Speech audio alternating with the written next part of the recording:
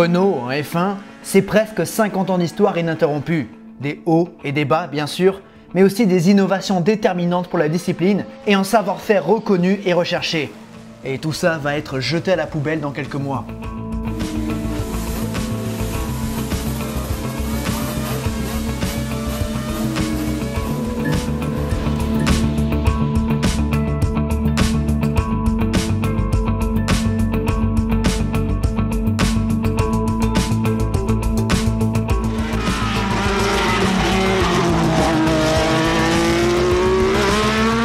Renault et la F1, en chiffres, c'est plus de 480 Grands Prix en tant que constructeur pour 36 victoires, ce qui place le losange dans le top 10 des constructeurs les plus capés et victorieux de ce sport, sans oublier, bien sûr, les 2 titres de champion du monde pilote et constructeur dans les années 2000. En plus impressionnant, nous avons le département moteur qui donne encore plus d'importance à la marque. Avec plus de 740 départs, Renault est à la 2e position derrière Ferrari et devant Mercedes. Avec 178 succès, ils sont 3e. C'est mieux que Ford ou Honda. Avec 12 titres constructeurs, Renault est également 2e derrière Ferrari, puis 4e avec les 11 titres pilotes. Tout ça pour souligner l'importance de Renault en F1, même si aujourd'hui, en 2024, on a du mal à s'en rendre compte. Et cette histoire a débuté il y a 50 ans, dans les années 70. Alors évidemment, Renault ce n'est pas que la Formule 1. Renault, c'est aussi une présence ailleurs, et cette dernière a débuté à la fin du 19e siècle, à l'aube de la course automobile, quand le fondateur lui-même, Louis Renault, remporte sa première course avec une voiturette novatrice utilisant une transmission directe. Déjà, Renault marque la discipline. Dans les premières années du XXe siècle, le losange continue de se montrer et s'affirme comme une référence dans le milieu, en remportant notamment le rallye de Monte-Carlo 1925 ou encore le tout premier Grand Prix de France, encore à l'époque Grand Prix de l'ACF en 1906 avec Ferenc Schick. Retour dans les années 50 avec notamment 3 victoires de classe aux 24 heures du Mans avec la 4 chevaux, mais aussi une association avec Gordini qui verra naître la fameuse Renault 8 Gordini ainsi que sa coupe qui promouvra bon nombre de pilotes français. Je vous la fais dans les grandes lignes. Dans les années 70, la version 12 voit le jour, de même que la Formule Renault, catégorie prestigieuse qui comptera 3 échelons entre la 1,6 litre, la 2 litres et la 3,5. Chacun de ces échelons comptait plusieurs championnats à travers l'Europe et le monde. Encore aujourd'hui, même si ça ne s'appelle plus la Formule Renault, la 2 litres existe toujours dans sa version Formula Regional by Alpine, la FRECA.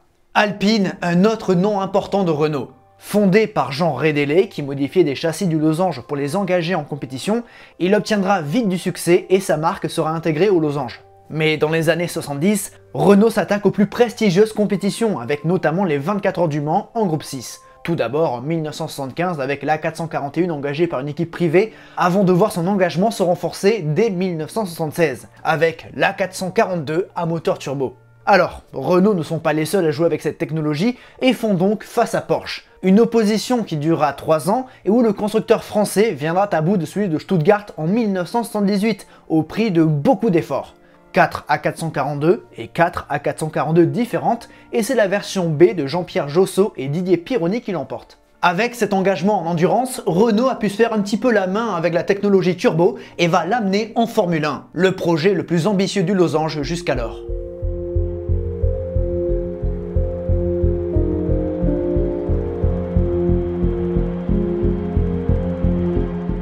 Dans les années 70, de grandes décisions sont prises, comme celle d'aller en endurance et de gagner les 24 heures du Mans, mais aussi celle d'aller en F2 en tant que motoriste. Parmi les grands influenceurs de Renault à cette époque, nous avons le pétrolier Elf, dont le service compétition est dirigé par François Guiter, qui est déjà bien établi en Formule 1.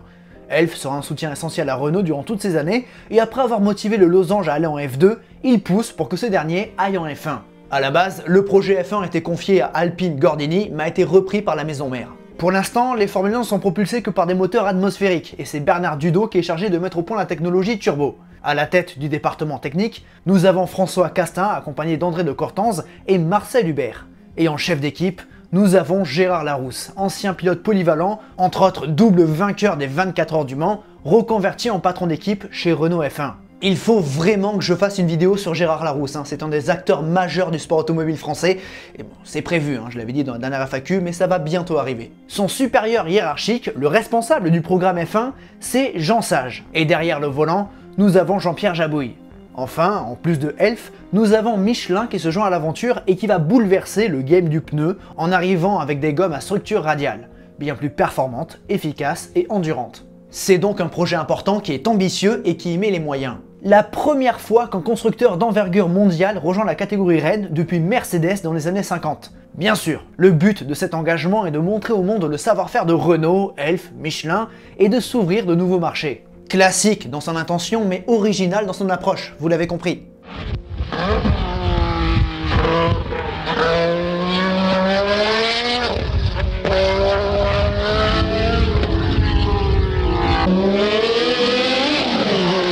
En 1977, la RS01 voit le jour et est présentée en amont du Grand Prix de Monaco. En coulisses, Jabouille enchaîne les tours en essai privé, et si le châssis est bien né, la fiabilité et la performance du turbo est délicate. Il y a du boulot de ce point de vue-là, et l'objectif est d'arriver pour le Grand Prix de France à Dijon. Mais la voiture n'est pas prête, du coup on repousse l'arrivée, ce sera pour le Grand Prix de Grande-Bretagne à Silverstone. Et les débuts sont... pas top. 21e en qualification, Jabouille abandonne sur casse de turbo au 16e tour. Il faudra s'y habituer car les premiers Grands Prix des jeunes sont très frustrants. La latence est indigeste et la fiabilité du turbo désastreuse. Rapidement, les Français sont moqués par la concurrence, déjà que certains étaient dubitatifs dès leur arrivée. La voiture du losange est vite surnommée la théière jaune, Yellow Teapot en anglais, en raison de la fumée qui s'en dégage quand elle casse. Non, les débuts de Renault en Formule 1 ne sont pas flatteurs, c'est même presque contre-productif. Est-ce une raison pour laisser tomber? Non. Renault travaille dur, et à force, Jabouille progresse dans la hiérarchie. À Kyalami, en ouverture du championnat du monde 78, il entre dans le top 10 en qualification. L'altitude et les longues lignes droites sont de bons paramètres pour mettre le turbo en valeur. 2 grands prix plus tard, à Monaco, Jabouille et Renault bouclent enfin une course. 10e, puis 13e en Espagne, mais globalement, il y a encore du boulot. La fiabilité n'est pas au rendez-vous, même si c'est mieux. Le truc, c'est qu'en fin de saison, on voit régulièrement la voiture jaune sur les devants de la scène. Qualifiée 3e en Autriche et en Italie, certains sourires s'effacent. Déjà, bon, Goodyear n'a jamais plaisanté face aux performances des Michelin et a dû redoubler d'efforts. Mais plus généralement, à partir de la fin de la saison 78, la concurrence surveille de près Renault car si le losange parvenait à fiabiliser le tout, ça pourrait devenir très dangereux. À Watkins Glen, avant-dernier Grand Prix de la saison, Jabouille termine 4e et inscrit donc les premiers points de Renault en F1.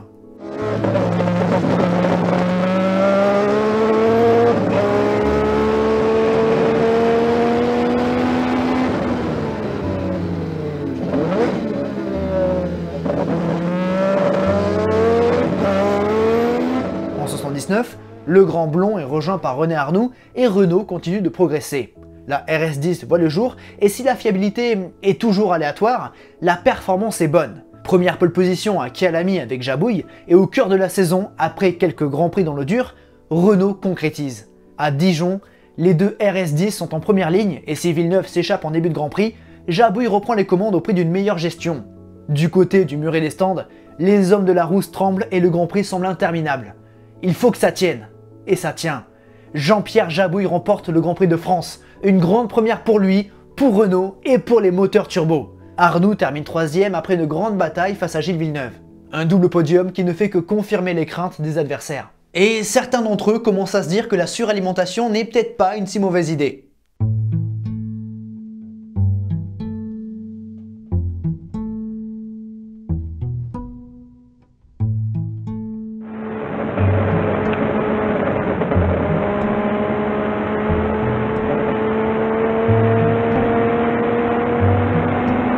S'il est toujours difficile pour Renault de terminer tous les Grands Prix à cause de la fiabilité, les jaunes jouent devant chaque week-end.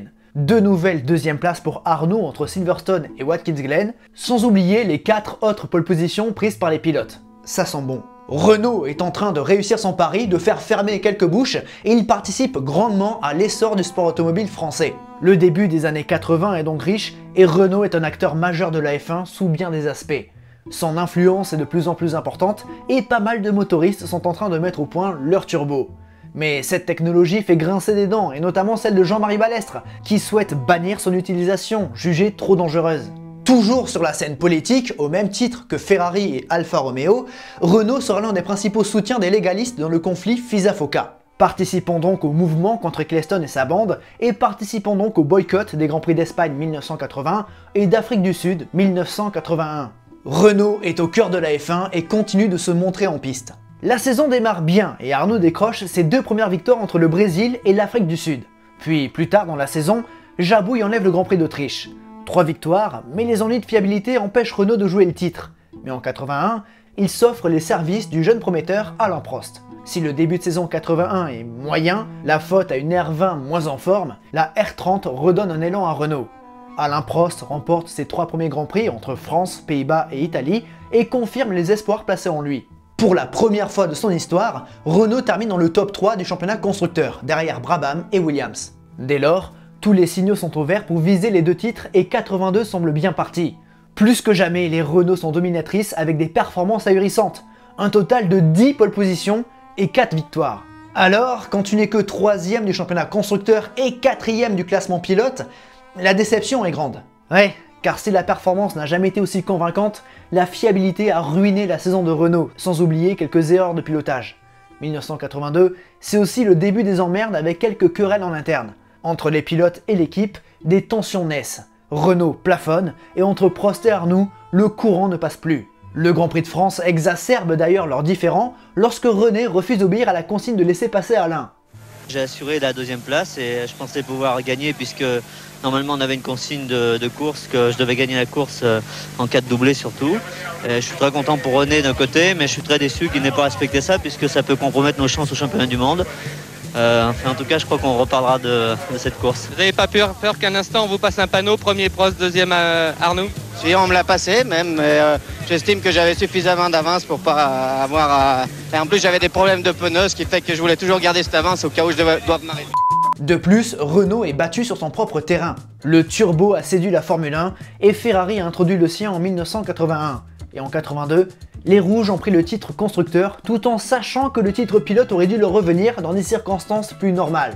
En plus de Ferrari, Hart a un moteur suralimenté mais ce dernier n'est pas franchement une menace. En revanche, celui de BMW, oui, la course au turbo est lancée. Honda et TAC Porsche préparent le leur en coulisses, et Renault devient fournisseur pour d'autres équipes et s'apprête à motoriser Lotus et plus tard Ligier, augmentant donc sa présence. Bon, à la base, Renault ne voulait pas motoriser Ligier, mais vu que le losange est en partie détenu par l'État, Guy a pu faire jouer ses relations pour arriver à ses fins. On y reviendra au cas Ligier-Renault. Bref, 1982 sera vite oublié si Renault et Prost parviennent à décrocher la couronne. Eddie Cheever débarque dans l'équipe, mais ne fera pas le poids face à Alain en mission. Il enchaîne les bons résultats en début de championnat et remporte les Grands Prix de France, de Belgique, de Grande-Bretagne et d'Autriche. Mais tout n'est pas rose, car il y a des tensions en interne. Encore. Renault a ses faiblesses et c'est essentiellement politique. Le temps de réaction est long et ce n'est pas nécessairement propice à la performance. Rappelle qu'à l'époque, l'écurie est entièrement basée en France. Ceci est ma maison que vous voyez derrière là. Pas mal, non? C'est français. Durant l'année 1983, Alain Prost sent le vent tourner et ses relations avec Renault atteignent un point de non-retour. En fin de saison, Nelson Piquet et Brabham BMW reviennent fort dans le match avec une voiture faisant polémique. Une affaire de carburant illégal qui permettrait à l'écurie d'Eccleston de trouver de la performance. Cela dit, Alain Prost et Renault peuvent encore gagner les 2 titres en arrivant à Kyalami pour l'ultime épreuve du championnat. Mais Alain abandonne sur casse de turbo. Piquet prend le titre pilote et Ferrari le titre constructeur. Renault et Prost sont tous deux vice-champions du monde. Et surprise, le lendemain de cette dernière manche, toutes les tensions accumulées durant la saison explosent. Prost accuse Renault de ne pas avoir fourni assez d'efforts pour développer la voiture, et Renault accuse Prost de ne pas partager les mêmes objectifs que Renault. Ça ne peut plus durer. Alain quitte le losange avec effet immédiat, quitte à ne pas avoir de volant en 84. Bon, il sera récupéré par McLaren, et Renault se retrouve avec Patrick Tambay et Derek Warwick.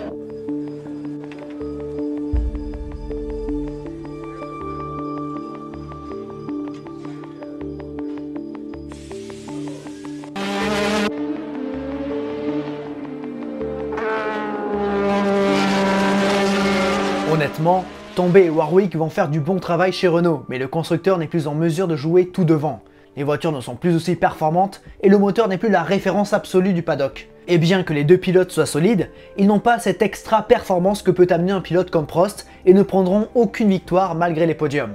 Renault fait donc un pas en arrière, se contente que des places d'honneur et termine 5e du championnat, très loin derrière McLaren. Et ces mauvaises performances n'aident pas les relations en interne. La rousse met la pression à Viry-Châtillon et des rumeurs de retrait naissent. Et ça ne vient pas de nulle part, car la régie Renault se désintéresse peu à peu de la Formule 1. Le problème, quand tu es une équipe qui dépend d'un constructeur d'envergure mondiale, c'est que tu dépends de la volonté du siège, et à ce moment-là, Renault n'est pas au mieux de sa forme. C'est un problème. 1985 n'est guère meilleur sportivement pour l'écurie Renault. En revanche, du côté du moteur, il y a de quoi sourire. Renault équipe toujours Lotus et Ligier, et ces deux équipes vont monter sur des podiums et même sur la plus haute marche. Chez Lotus, si Elio De Angelis enlève sur tapis vert le Grand Prix de Saint-Marin, c'est Senna qui se révèle et remporte le Grand Prix du Portugal de main de maître. Puis en fin de saison, le Grand Prix de Belgique à Spa. Renault renoue avec le succès, mais pas avec Renault. C'est dérangeant. Effectivement, la performance du constructeur n'est plus au rendez-vous et Tambay ne prend que 2 podiums. L'écurie s'écroule, mais marque un petit peu l'histoire de la discipline au Nürburgring en engageant une 3e voiture pour François Hinault dans le but de tester un nouveau dispositif pour la télé. Des caméras embarquées. C'est un succès. Mais en cette année 85, on ne se fait guère d'illusions. Les départs de Gérard Larousse et de Michel Tétu en fin d'année 84 en disent long. La fin est proche. Renault est endetté et le programme F1 n'y survivra pas. C'est dans une ambiance délétère que l'équipe Renault F1 disparaît après le Grand Prix d'Australie. Un Grand Prix qui voit pour la 5e fois de la saison les 2 voitures jaunes abandonnées. Mais Renault ne quitte pas totalement la Formule 1. Pas encore. Non, et il faut dire que 86 est un bel hommage, car 9 ans après les débuts du turbo en Formule 1, la suralimentation a pris le monopole. Les moteurs du Losange sont toujours parmi les meilleurs, et ces derniers motorisent toujours Lotus et Ligier, sans oublier Tyrrell depuis la mi-saison 85. Mais Renault va mal gérer ses relations clients durant la saison 86. Tyrrell, ils n'en ont que faire, et le Losange snobera Ligier durant toute l'année, et ce, malgré les bons résultats des Bleus. Une chose qui énerve Guy au plus haut point, et qui conduira au divorce Ligier-Renault. Et le Vichysois ponctuera cette aventure en disant qu'il ne voudra plus jamais avoir affaire aux Losange. Gardez ça en tête. Bon, pour 1987, les turbos ne seront plus obligatoires et Tyrrell a compris qu'il était préférable de s'associer à Ford plutôt que de rester avec un motoriste qui n'en a rien à faire de vous. C'est parce que Renault n'a Dieu que pour Lotus et Senna qui remportent 3 grands prix. Rapidement, Patrick Faure, le président de Renault Sport, a entamé des pourparlers pour une collaboration plus étroite entre Lotus et Renault, mais le Losange se fait snober à son tour. Ironique. C'est parce que Lotus lorgne sur les moteurs Honda et Peter Warr aura ce qu'il voudra. Renault le dit, ils ne resteront que s'ils motorisent un top team. Donc Lotus, Williams ou McLaren. Les négociations avec Randenis iront assez loin, mais buteront sur un gros détail. Le pétrolier. Renault est indissociable de Elf, toujours là, et McLaren roule avec Shell. Renault est prêt à lâcher son pétrolier, mais Elf refuse en bloc. Le président de Renault tranche et décide de ne pas se séparer de Elf. Donc les discussions n'aboutissent pas et personne ne veut du Renault. Et Renault quitte donc la Formule 1 au terme de la saison 86. En 3 saisons, le Losange est passé d'un extrême à l'autre.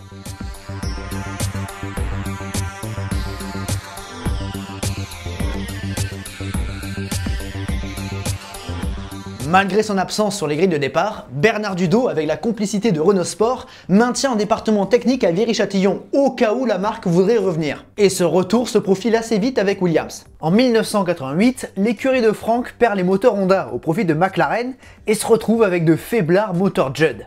Et à Didcot, on sait que pour performer, il faut un bon moteur, et que pour gagner, il faut un partenariat le plus exclusif possible avec un bon motoriste. Les deux parties ont une volonté commune et un accord est vite trouvé. Renault fera donc son retour en Formule 1 en 1989 avec son V10 atmosphérique déjà prêt à l'emploi. Ouais, en 1986, Renault Sport ne voulait pas vraiment quitter la Formule 1. Je vous confirme tout de suite cette information qui va sans doute faire beaucoup de bruit dans le petit monde de l'automobile. Après 3 ans d'interruption, Renault a annoncé tout à l'heure officiellement son retour au premier plan. C'est une décision qui est aussi symbolique d'un renouveau et d'un dynamisme nouveau de Renault après des années très difficiles qu'il a traversées.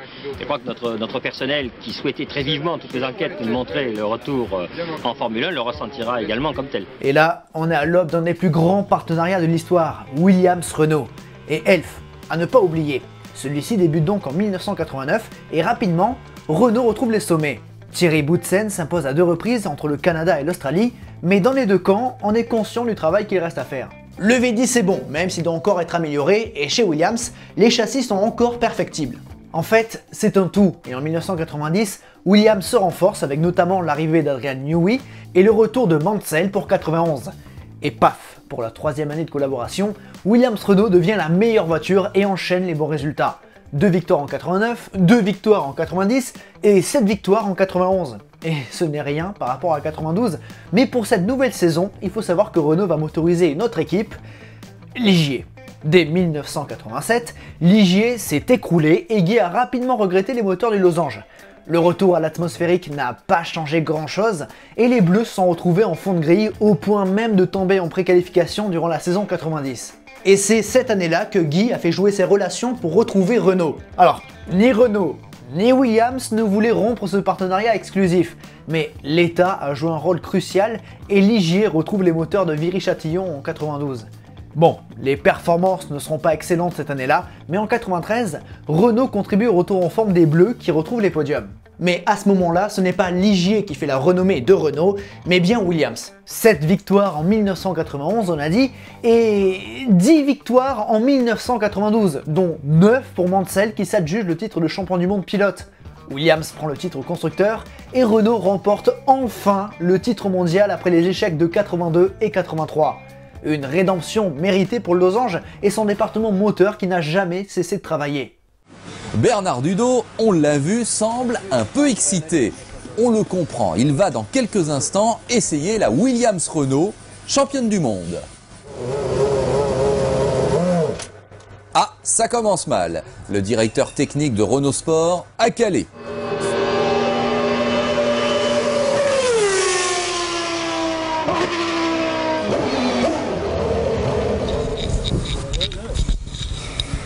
Bon, alors, premières impressions du directeur technique de Renault Sport sur la voiture championne du monde. Mais très sincèrement, je suis étonné par le moteur, c'est incroyable. Il se conduit d'une façon fantastique. Il y a quelques petits progrès à faire quand même, mais enfin, mais par contre, je suis étonné d'une chose, c'est que déjà, mettre à fond dans la ligne droite, c'est quelque chose. J'ai eu envie de refaire un autre tour. J'ai refait un autre tour pour voir un peu plus, mais je dis, bon, alors cette fois-ci, attention, je la ramène parce que on risque de s'y prendre et puis je risque d'avoir envie de voir jusqu'où ça va, quoi. La voiture donne une telle impression de confiance que, bon, on est à 200 km quoi, de ce qu'elle peut faire. On a envie d'aller un petit peu plus loin, puis là je me suis dit, je crois que j'étais à 4 tours. J'ai pas fait mes 5 tours, j'ai fait mes 4 tours, je dis, allez, ce coup-ci j'arrête là parce que je commence à mettre à fond dans la ligne droite, c'est mauvais signe. Voilà, ouais. Après avoir été la référence des turbos, Renault est maintenant la référence des Atmos et fait pâlir d'envie tous ses concurrents. En 1992, lorsqu'Eric Comas s'accidente violemment à Spa et que Senna a plongé dans son cockpit pour couper le moteur, le Brésilien a pu constater le nombre de tours-minutes délirant du moteur français, confiant même à Bernard Dudot que Honda avait du pain sur la planche. Et justement, McLaren va toquer à la porte de Renault car Honda les lâche. Mais hors de question pour Losange de motoriser une autre équipe. Un partout entre McLaren et Renault. Ce n'est pas tout car Senna veut également rejoindre Williams Renault pour 93, mais se voit bloqué par Alain Prost. Prost, Renault, c'est un goût d'inachevé et lorsque le champion français s'est fait virer de Ferrari, le losange y a vu une opportunité. Renault est en quelque sorte devenu le manager de Prost et a fait signer le français chez Williams. Si Franck avait quelques réticences, il a vite été convaincu par les bienfaits d'avoir Prost dans son équipe. En revanche, il était moins chaud que ce dernier ait un droit de veto pour son équipier et si Prost a eu ce droit, c'est grâce à Renault. Bilan, Senna est refoulé pour 93 et Williams Renault domine une nouvelle fois le championnat du monde de Formule 1. À nouveau 10 victoires, 7 pour Prost et 3 pour Hill, et à nouveau les 2 titres en fin de saison. Au terme de celle-ci, Prost annonce sa retraite et Ayrton Senna rejoint l'écurie anglo-française pour 94. Hélas, on connaît l'histoire et les retrouvailles entre le Brésilien, Williams et Renault ne seront que de courte durée car le Police est emporté lors du Grand Prix de Saint-Marin. Un immense coup dur pour le monde du sport automobile, pour son équipe et pour son motoriste.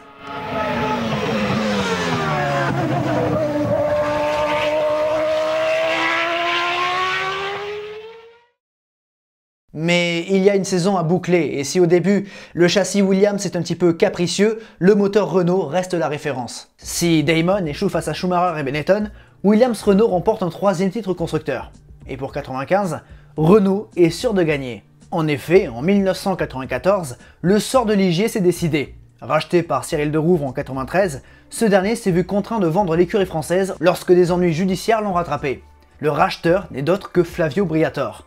Cette transaction n'a pas été faite pour l'écurie en tant que telle, mais pour mettre la main sur les moteurs Renault. Comme ça, en 95, Benetton pouvait bénéficier des moulins du losange. Renault motorise les 2 meilleures équipes, et pour ne pas faire de jaloux, Bernard Dudot passe un week-end chez Williams et un week-end chez Benetton. Sur les 17 Grands Prix que compose la saison 95, Renault s'impose à 16 reprises. Seul le Canada, remporté par Ferrari et Alesi, manque à l'appel. Cette année-là, Renault rallie ses premiers triplés avec le Grand Prix de France, du Portugal et du Pacifique.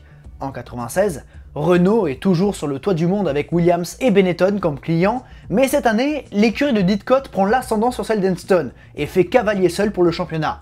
Un nouveau titre acquis par Renault qui s'offre en plus un quadruplé au Grand Prix de France.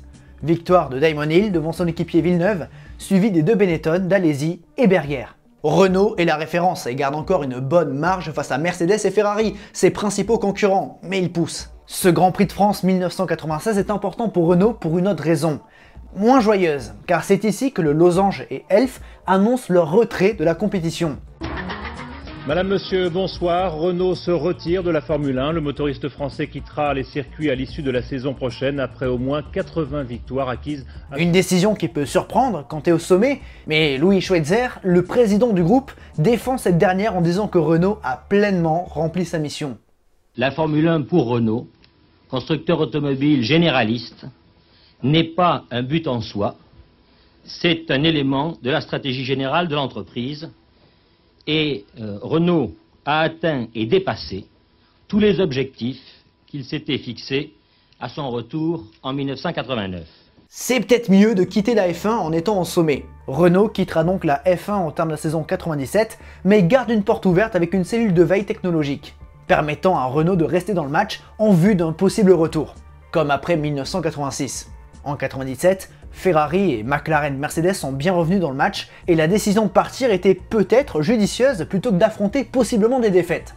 Toujours est-il qu'en piste, Williams, Renault et Jacques Villeneuve arrachent les titres mondiaux à Schumacher et Ferrari.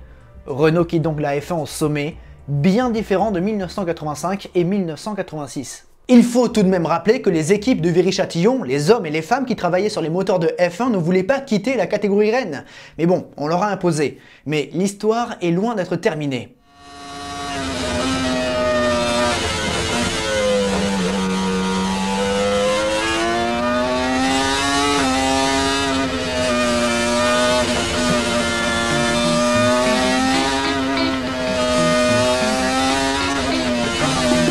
À partir de 1988, le nom Renault n'est plus en F1, même si le losange est toujours présent, sous les noms Mecachrome, Supertech ou Playlife pour Williams ou Benetton, mais les performances de ces équipes chutent. Le départ de Renault en est une cause. Mais comme on pouvait s'y attendre, le retour de Renault est remis sur la table, mais ça se ferait différemment des années 90. Ce ne serait pas en tant que motoriste, mais en tant qu'écurie complète. Et oui, Renault n'a plus rien à prouver en tant que fournisseur moteur, et il reste encore ce goût d'inachevé des années 80.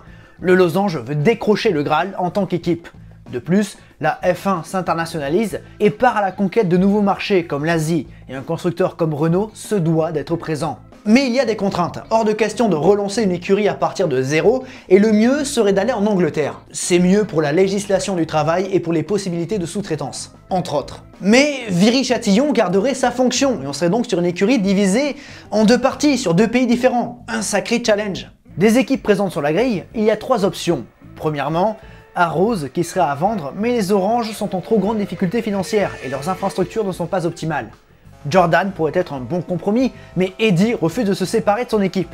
Alors, la meilleure option semble être Benetton, dont le fils de Luciano, Rocco, a laissé entendre qu'il souhaitait vendre l'écurie d'Enston, sur le déclin depuis plusieurs années. À sa tête, Renault songe à Briatore, écarté justement de Benetton en 97, critiqué pour bien des raisons, mais qui a conduit cette équipe au sommet dans les années 90, et qui, entre-temps, a vendu les moteurs Renault sous le nom Supertech. Tout est lié. Briatore est partant, bien sûr, mais bon, il sait que c'est pas Benetton, c'est Renault, il devra donc se canaliser, mais il est la meilleure option. Les pourparlers entre le constructeur français et la marque italienne vont bon train, et le 16 mars 2000, le rachat de Benetton est officialisé. Même si le nom de l'écurie reste Benetton jusqu'à fin 2001, le travail de Renault reprend. Le fait d'avoir derrière soi un constructeur d'envergure mondiale augmente la valeur de l'écurie, et Briatore restructure tout ça. Signature avec des sponsors, arrivée de nouveaux ingénieurs comme Pat Simons à la direction technique et volonté de recruter un pilote star.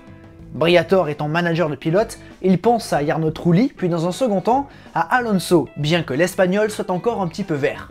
Mais le gros du travail sera de faire fonctionner une écurie divisée en deux, répartie en deux pays, en deux usines, à Enston pour les châssis en Angleterre et à Viry-Châtillon en France pour les moteurs. De plus, en 2001, Benetton s'associe avec Michelin et Renault marque son retour avec un moteur V10 à 110 degrés, une architecture plus ouverte et plus basse, ce qui est bien pour le centre de gravité.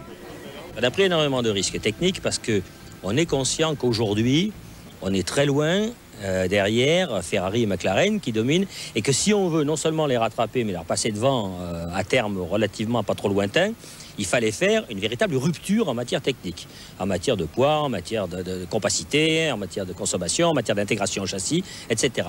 Donc on a pris des risques. Pendant, je pense, un certain nombre de Grands Prix du début de cette saison, on va probablement avoir quelques soucis parce qu'on est un peu en retard. Mais je le dis, c'est pas mon souci sur 2001. 2001, c'est pas l'écurie Renault. Ce qu'il faut, c'est qu'on s'améliore Grand Prix après Grand Prix et que sur la deuxième moitié de la saison, on soit en pente clairement ascendante. C'est ça notre objectif de l'année, c'est le seul. Une seule écurie entre les deux côtés de la Manche à la fin de l'année et des résultats en amélioration sur la deuxième moitié de la saison. C'est ça notre challenge.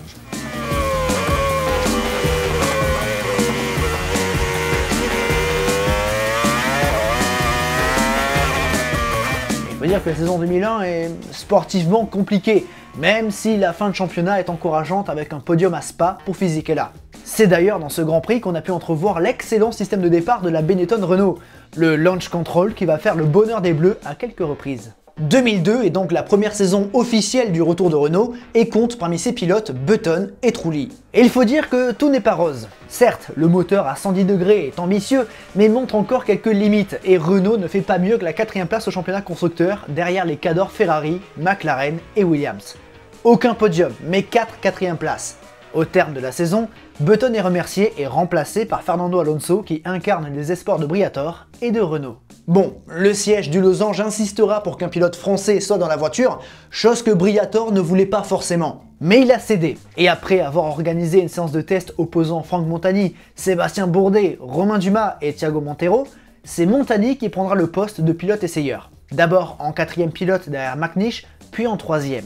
Il enchaînera les kilomètres en essai privé et contribuera à la progression de Renault. Car oui, en 2003, Renault fait un pas en avant. Alonso se montre diablement rapide et s'affirme très vite comme une carte d'avenir au même titre que les Raikkonen et Montoya. L'Espagnol offre le premier podium à Renault depuis Tambay en 85 lors du Grand Prix de Malaisie, signant au passage sa première pole position. Cette R23 est bien née et l'équipe de Briatore est solide. Les bleus et jaunes sont menaçants et parviennent à remporter le Grand Prix de Hongrie en fin de championnat. Première victoire de Fernando Alonso et première victoire de Renault depuis le Grand Prix de Luxembourg 1997 pour ce qui est des moteurs et d'Autriche 1983 pour ce qui est de l'équipe. Le losange is back. En 2004, la saison est ultra dominée par Ferrari qui ne laisse échapper que 3 victoires. La première d'entre elles est d'ailleurs pour Jarno Trulli qui s'impose pour la première et seule fois de sa carrière en Formule 1 lors du Grand Prix de Monaco.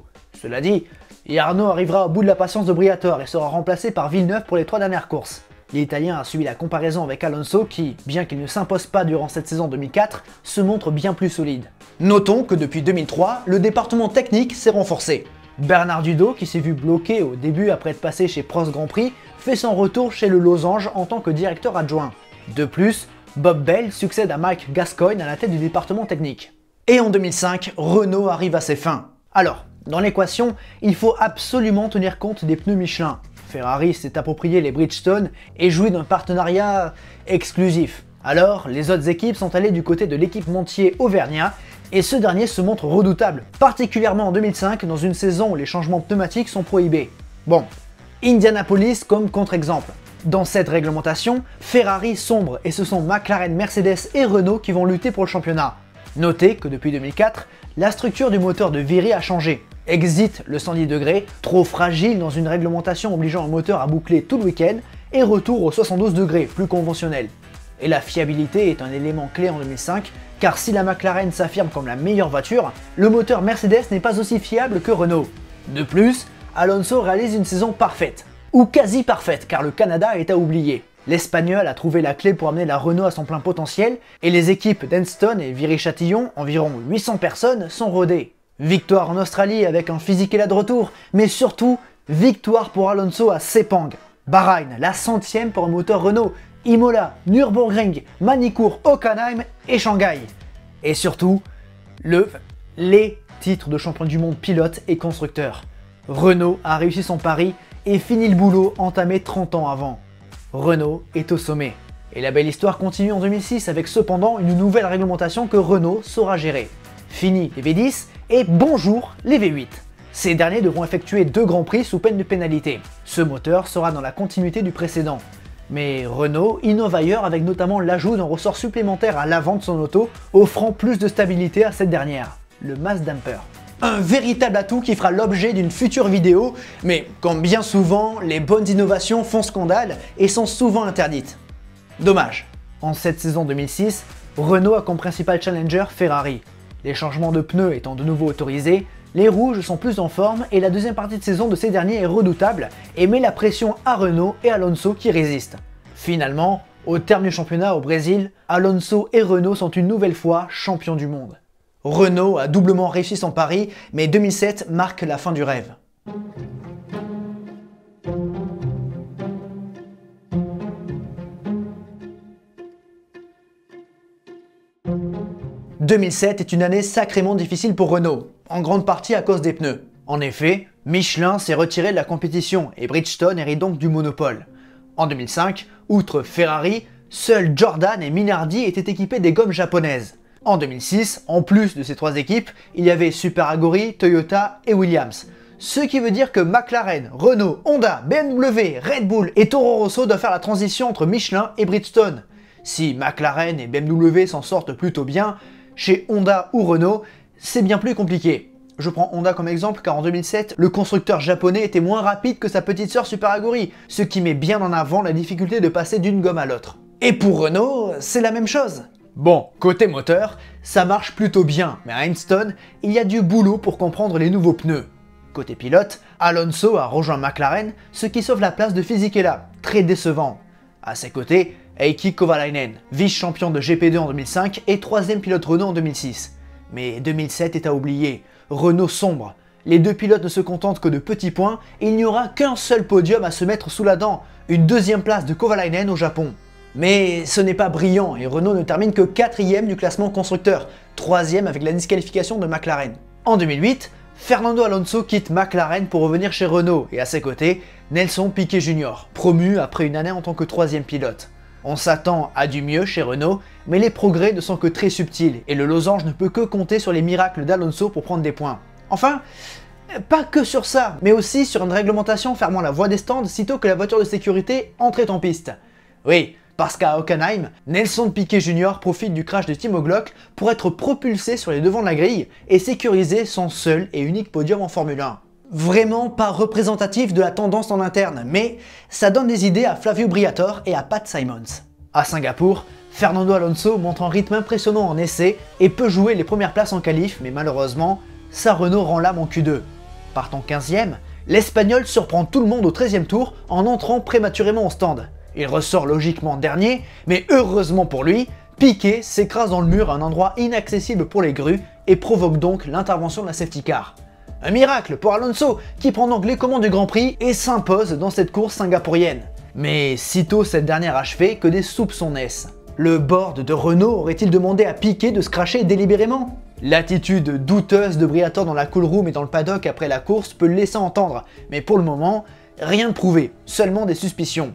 2 semaines plus tard, à Fuji, Renault réitère dans des circonstances bien plus banales et Alonso offre aux losanges sa 35e victoire en Grand Prix.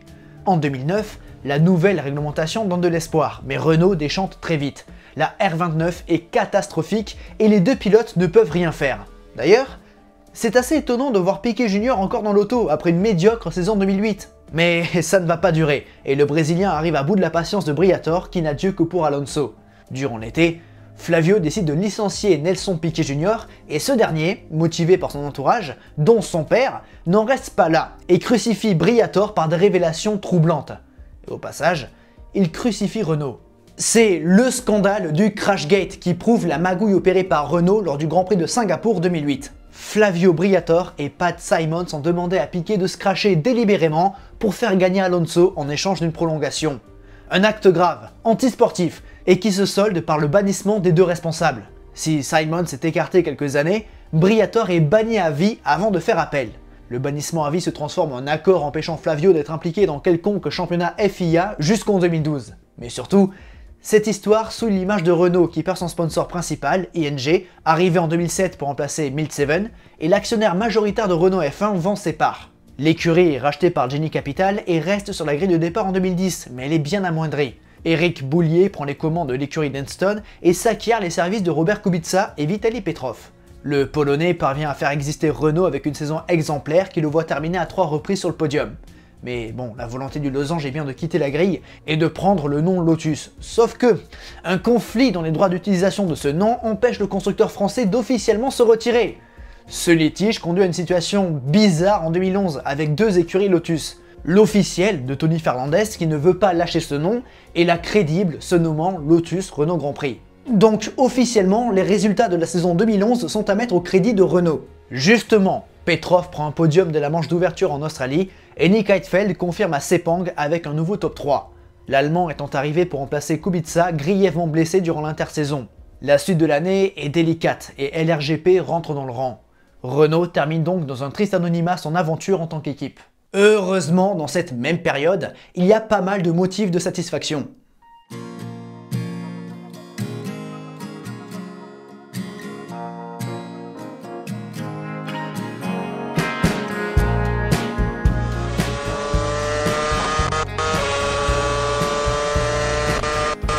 En 2007, Viry-Châtillon ne fournissait plus uniquement Enston et démarrait un nouveau partenariat avec Red Bull. Cette écurie, qui aspirait au succès, a rejoint le devant de la scène en 2009 avec la nouvelle réglementation et a donc perpétué la moisson de victoires du losange. L'écurie de Christian Horner est maintenant une référence et si les titres 2009 leur échappent, ceux de 2010 à 2013 reviennent bien à Milton Keynes. Comme dans les années 90 où Renault brillait avec son V10 dans la Williams puis la Benetton, le V8 brille dans la Red Bull. Entre 2009 et 2013, Renault s'impose 50 fois avec le taureau rouge, mais ils ne sont pas les seuls à rouler avec les moteurs de Viry. À partir de 2011, les Lotus vertes qui deviendront Caterham seront estampillés Renault, de même que les Lotus noir et or, sans oublier Williams et Toro Rosso. Avec Lotus et Raikkonen, Renault prend 2 autres victoires, et n'oublions pas l'exploit de Maldonado à Barcelone qui fait triompher une dernière fois ce tandem historique. Mais à partir de 2014, la donne change et une nouvelle réglementation entre en vigueur. Celle-ci va mettre Viry-Châtillon à l'épreuve. Le V6 turbo-hybride fait son apparition et cette nouvelle technologie est archi dominée par Mercedes. L'équipe, certes, mais en grande partie le motoriste. Derrière, le Renault fait dans un premier temps jeu égal avec le Ferrari, avant que le V6 italien ne décolle et laisse Renault sur la 3e marche. Alors pourquoi vous êtes là? Aucune idée. Cette transition est difficile pour le losange, mais n'est pas vierge de succès. En 2014, Daniel Ricciardo conduit sa Red Bull à 3 reprises sur la plus haute marche du podium. Le V6 Renault triomphe, dans la difficulté certes, mais il triomphe. À la tête du losange, c'est maintenant Cyril Abiteboul, et ce dernier va souvent être confronté à Christian Horner, surtout à partir de 2015. Cette année-là, Red Bull est à la peine, et ne manque pas une occasion d'enfoncer Renault. Les relations sont tendues et la marque autrichienne cherche à s'en débarrasser, mais ni Ferrari, ni Mercedes ne veut les motoriser. Mais Red Bull va devoir poursuivre avec en 2016. Cela dit, l'appellation Renault disparaît des Red Bull et les moteurs sont rebadgés Tag Heuer, ce qui masque un petit peu les succès de Renault dans la période 2016 à 2018, soit un total de 9 victoires, 5 pour Verstappen et 4 pour Ricciardo. Et leurs nombreux abandons, pour la plupart sur ennui mécanique, ne redorent pas le blason de Renault. Ce partenariat historique qui a ramené 4 titres constructeurs et 4 titres pilotes s'arrête au terme de la saison 2018. Mais Renault est toujours en F1.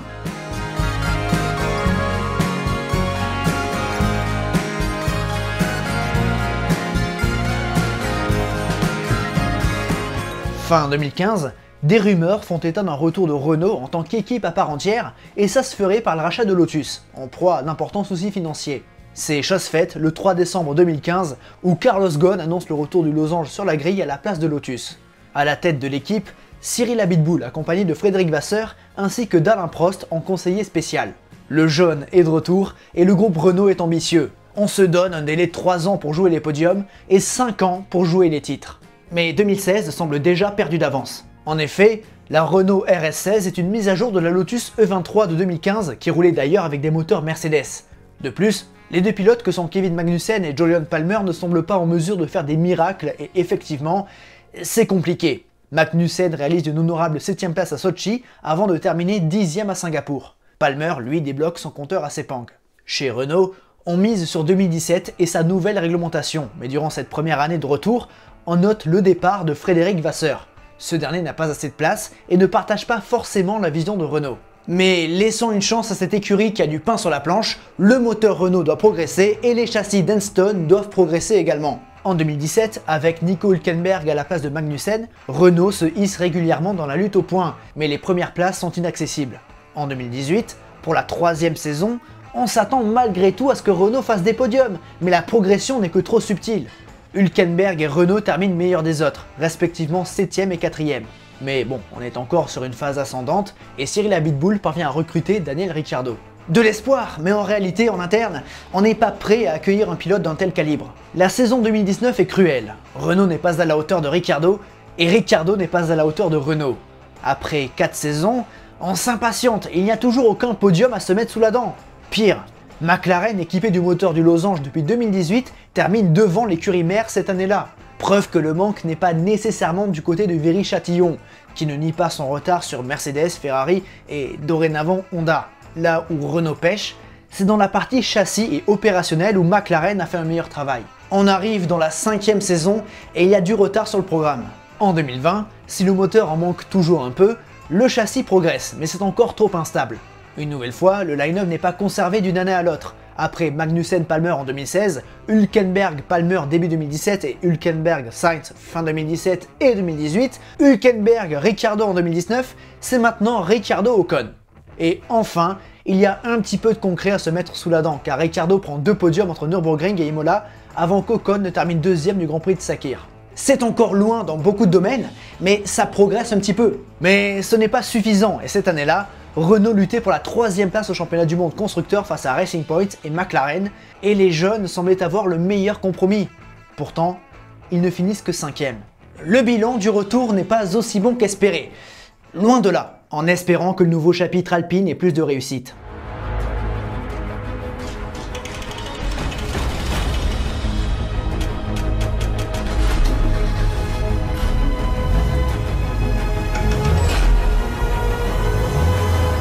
En 2021, tout ce qui était Renault devient Alpine. Le groupe Renault a relancé la marque au A fléché dans les années 2010 et la met au premier plan. C'est donc le lancement d'une nouvelle ère, mais cette fois-ci, on espère que ce sera la bonne. Comme il le pressentait, Cyril Abiteboul est remercié et la nouvelle tête d'Alpine se nomme Laurent Rossi. Beaucoup de changements donc, et le line-up des pilotes ne fait pas exception. Début 2020, Ricciardo a annoncé son départ chez McLaren et laisse donc l'écurie française. Heureusement, cette dernière sort Fernando Alonso de sa retraite et l'Espagnol revient à la maison. On repart à zéro et 2021 s'annonce comme une année de transition. La nouvelle réglementation de 2022 approche à grands pas et Renault, désormais Alpine, se montre confiant pour bien négocier ce nouveau tournant. En attendant, la 521 joue dans le ventre mou du peloton et peine à s'affirmer. 5 ans après leur retour, pas l'ombre d'une victoire. Et pourtant, dans des circonstances exceptionnelles, elle arrive à Budapest. Le carambolage du premier virage a propulsé Esteban Ocon en première place et le Français a résisté à Vettel durant toute la course pour s'imposer. Une victoire inattendue qui, 3 ans après, détonne dans l'histoire de cette équipe. Car le projet Alpine-Renault s'enlise et se noie dans le ridicule.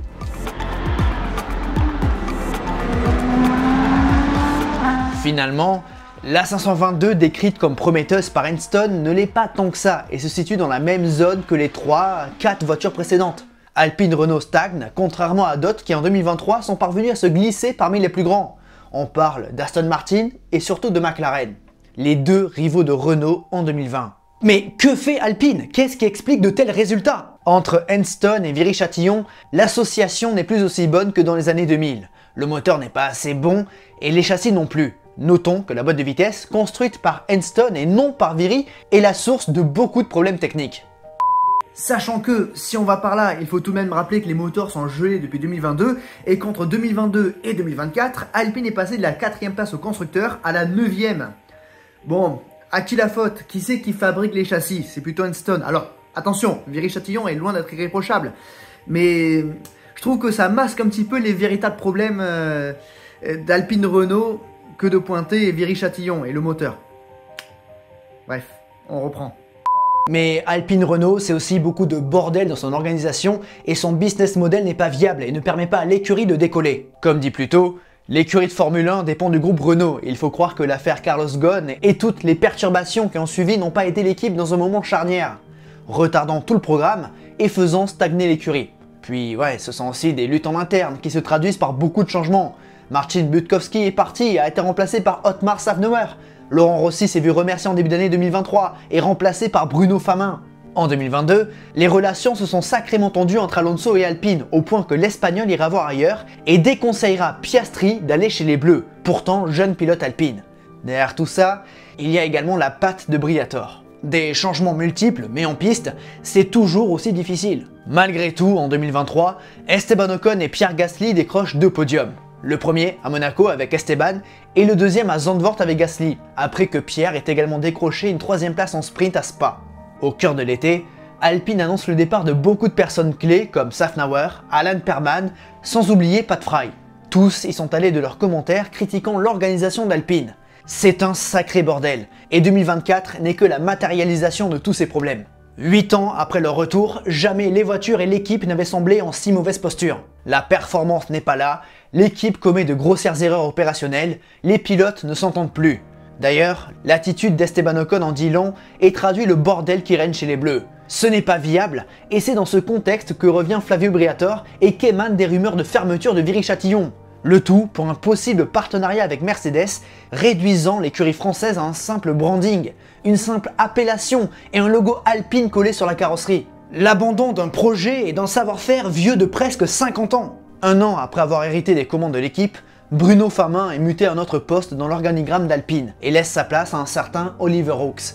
Ce trentenaire, ancien pilote, était le dirigeant de l'écurie high-tech évoluant en formule de promotion et ayant des liens avec Mercedes. Voilà qui va dans le sens d'une association Alpine-Mercedes dès 2026 et même vers un rachat de l'écurie par high-tech dans un avenir proche. Sachant que les investisseurs d'high-tech ont pas mal de ressources. Jamais cette écurie n'avait semblé autant affaiblie et bancale, mais dans tout ce merdier, il y avait tout de même une lueur d'espoir, le moteur de 2026. Les premiers signaux du Renault étaient bons, meilleurs que prévu d'ailleurs. Alors certes, l'ère V6 turbo hybride est un échec pour le losange, mais toutes les équipes ou motoristes ayant plus de 100 grands prix au compteur ont connu des périodes sans.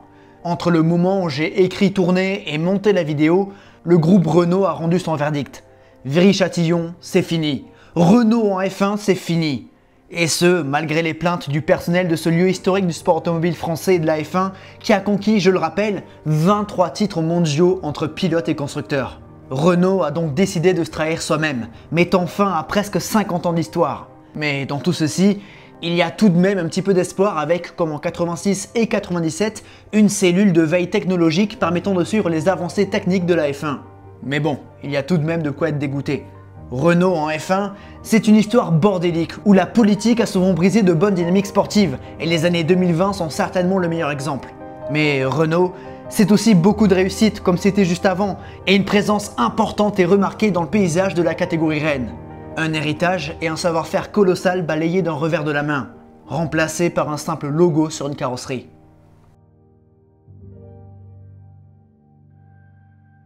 On arrive au bout de cette vidéo sur Renault, sur l'histoire de Renault en Formule 1. Un gros morceau, hein, d'où la durée de ces dernières. Donc si vous m'avez écouté jusqu'ici, merci beaucoup. Si ça vous a plu, vous savez quoi faire sur la plateforme. De ce côté-là de l'écran, il y a les noms de ceux qui ont décidé de rejoindre la chaîne. Merci beaucoup. Je me répète, mais merci de m'avoir écouté jusqu'ici. Mais surtout, n'oubliez jamais, le plus important, c'est de continuer d'aimer le sport auto. À la prochaine. Ouais, Renault, c'est... Sacrée histoire, faut que ça continue parce que ça n'a aucun sens de continuer sans ce que tu es, quoi. Donc c'est con, on dit comme ça, mais c'est un peu vrai. Et cette vidéo est particulière pour une chose. Ceux qui ont vu la FAQ, vous êtes au courant. Mais c'est donc la dernière vidéo qui est tournée, tournée ici, dans ce décor historique de la chaîne. C'est fini. La parenthèse se termine. Il y a même Instagram qui est en direct à côté.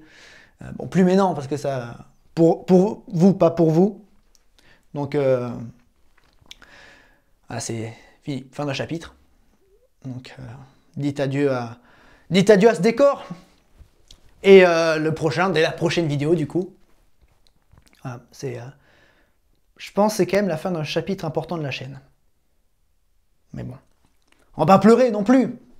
On va saluer ce fond et savourer le prochain. Et quelque part, avec les vidéos qui restent en ligne, il est encore en vie. Allez, Sur ces belles paroles, des bisous.